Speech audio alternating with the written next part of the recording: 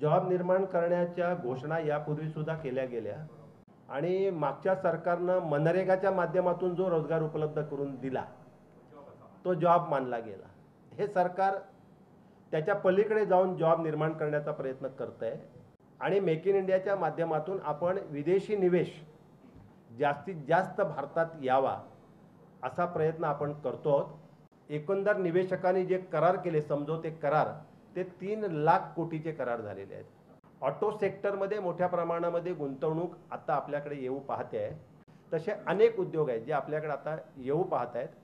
2 कोटी रोजगार निर्माण करण्याची जी घोषणा केली आहे तिच्या पूर्ततेला काही कालावधी निश्चित लागेल, पण या 5 वर्षामध्ये 100% 2 कोटी रोजगार मिळतील इतकी गुंतवणूक आपल्या देशामध्ये अवश्य होईल।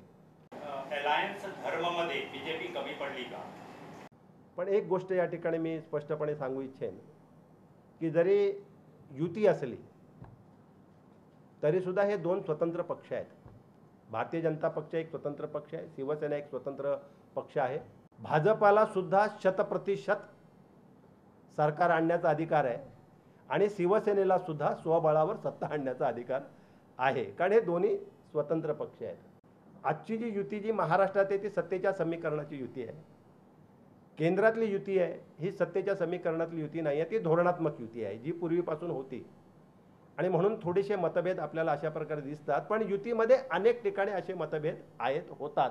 पण जरी किती मतभेद असले तरी राष्ट्रहित लक्षात घेऊन राज्यहित लक्षात घेऊन शेवटी युतीचे निर्णय युतीचे धोरणं आखली जातात आणि म्हणून मतभेद असताना सुद्धा महाराष्ट्रामध्ये युतीचं सरकार आज आहे। गोव्याच्या बाबतीमध्ये पक्षानं जो धोरणात्मक निर्णय काय घेतला आहे ते पक्षाचे नेते इथे संजय राऊत आले होते, त्यांनी पक्ष नेते म्हणून जी काय घोषणा या ठिकाणी केली असेल, पक्षाच्या कुठल्याही धोरणावरती मी भाष्य आज या ठिकाणी करणार नाही जरी मी शिवसेनेचा असलो तरी सुद्धा। परंतु निवडणुकीला अजून 7-8 महिने 9 महिन्याचा कालावधी शिल्लक आहे। निवडणुकीपर्यंत अनेक घटना घडू शकतात, परंतु शिवसेना आणि भारतीय जनता पक्ष ही युती देशभर राहावी अशा प्रकारची भावना अशा प्रकारची इच्छा देशातील सर्वसामान्य जनतेची आहे, देशातील कार्यकर्त्यांची आहे। नाही, धर्म पाळण्यामध्ये कमी पडले नाही। धर्म पाळण्यात कमी पडली असती तर आनंद गीते आज मंत्री म्हणून तुमच्या समोर दिसले नसते। त्यामुळे भाजप कमी पडली देशात असं चित्र नाही आहे। राज्यातलं चित्र वेगळं असू शकतं आणि राज्यात फरक असू शकतो, कारण स्थानिक प्रश्न असतात। या खात्यामध्ये एकूण 32 उद्योग माझ्या मंत्रालयामध्ये येतात, कक्षेमध्ये येतात। त्यापैकी 11 उद्योग हे वर्षानुवर्ष आजारी आहेत।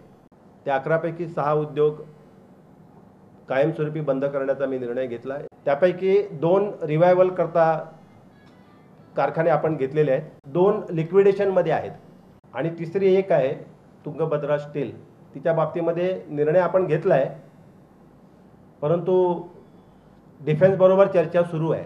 जर डिफेन्सने टेक ओव्हर करायचा निर्णय घेतला तर ती आपण डिफेन्सला देणार, ती सुद्धा जर त्यांनी ताब्यात घेतली तर। उरलेल्या 21 कंपन्या आहेत ह्या सुरू आहेत, आता चालू आहेत।